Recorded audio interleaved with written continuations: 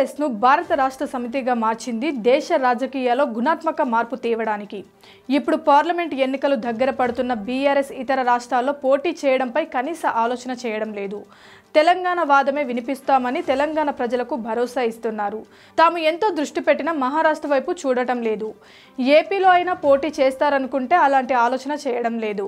అయితే ఇప్పుడు బీఆర్ఎస్ ను జాతీయ పార్టీగా ఉంచేసి కనీసం ఉనికి కాపాడుకుందామన్న ప్రయత్నాల్లో బీఆర్ఎస్ పెద్దలు ఉన్నట్లు తెలుస్తోంది. అసెంబ్లీ ఎన్నికల్లోనూ ఒక్క ప్రచార సభలో ఒక్క రీతిగా తెలంగాణ వాదాన్ని మళ్లీ రగిలించేందుకు కేసీఆర్, కేటీఆర్, హరీష్ రావు ప్రయత్నించారు. తమ పార్టీని జాతీయ పార్టీగా ప్రకటించుకున్న వైనం మర్చిపోయినట్లుగా నటించి జాతీయ పార్టీలను నమ్మొద్దని, జాతీయ పార్టీలు తెలంగాణ ఆత్మ కాదని, బీఆర్ఎస్ మాత్రమే తెలంగాణ ప్రజల ప్రతీక అని, ఢిల్లీ గులాంలు మనకు వద్దంటూ ఎన్నికల్లో మరోసారి తెలంగాణ సెంటిమెంట్ రగిలించారు.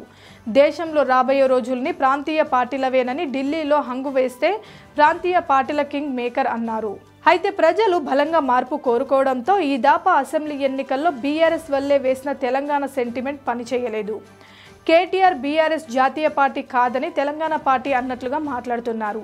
జాతీయ పార్టీలైన కాంగ్రెస్, బీజేపీలు అన్ని రాష్ట్రాల పరంపరలో తెలంగాణను కూడా ఒక రాష్ట్రంగా చూస్తాయని, అదే బీఆర్ఎస్కు తెలంగాణే కేంద్రమని, తెలంగాణ అస్తానికి కేసీఆర్ బీఆర్ఎస్ ప్రతీక అని చెప్పుకున్నారు.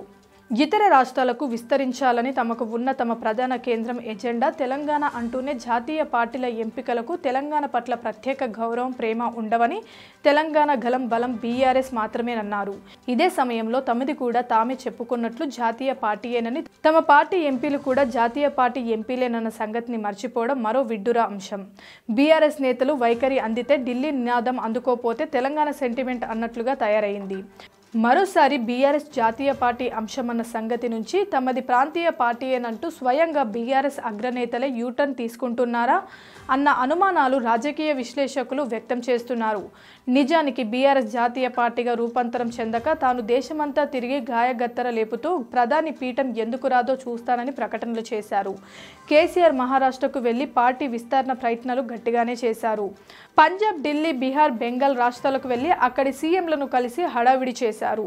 కర్ణాటకలో జేడీఎస్ నేత మాజీ ముఖ్యమంత్రి కుమారస్వామితో, యూపీలో అఖిలేష్తో చెట్టాపట్టాలేసుకున్న ఇప్పుడు వారు కూడా ముఖం చేశారు. రైతు ఉద్యమంలో మృతి చెందిన పంజాబ్ రైతులకు, గల్వాన్ పోరులోని అమరుల కుటుంబాలకు చెక్కులిచ్చారు. ప్రకటనలు జాతీయ స్థాయిలో ఇచ్చారు. జాతీయ రాజకీయాల పేరుతో కేసీఆర్ ఎన్ని రకాల ఫీట్లు వేసినా ఆయన కలిసిన సీఎంలంతా ఇండియా కూటమికే జయకొట్టారు. ఇప్పుడు తెలంగాణలోనే బీఆర్ఎస్ అధికారం కోల్పోవడంతో ఇక కేసీఆర్ పార్టీ వంక చూసే వారే కరువయ్యారు. అటు ఇండియా కూటమిలో చేరలేక, ఇటు ఎన్డీఏ వారు చేర్చుకోలేక గందరగోళ చౌరస్తాలో ఆగిపోయారు. తెలంగాణ అసెంబ్లీ ఎన్నికల్లో ఓడిపోయిన బీఆర్ఎస్ ఎన్నికల్లో ఉనికి కోసం ఆరాటం, పోరాటం చేస్తున్న బీఆర్ఎస్కు లోక్సభ ఎన్నికల పెను సవాల్గా తయారవుతున్నాయి. లోక్సభ ఎన్నికల్లో కేంద్ర రాష్ట్రాల్లోని అధికార జాతీయ పార్టీలు బీజేపీ, కాంగ్రెస్లను కాదని ప్రజలు బీఆర్ఎస్కు ఓటేయడం కష్టంగానే కనిపిస్తుంది.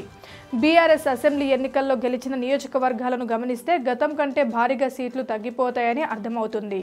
ఈ పరిస్థితులలో మహారాష్ట్రలో కూడా కొన్ని లోక్సభ స్థానాల్లో పోటీ చేసే మాటేమో గానీ పొరుగున ఉన్న ఏపీలో తెలంగాణ అసెంబ్లీ ఎన్నికల ముందు మొదలైన బీఆర్ఎస్ నేతల రాజీనామాల పర్వం ఇప్పుడు ఊపందుకుంది.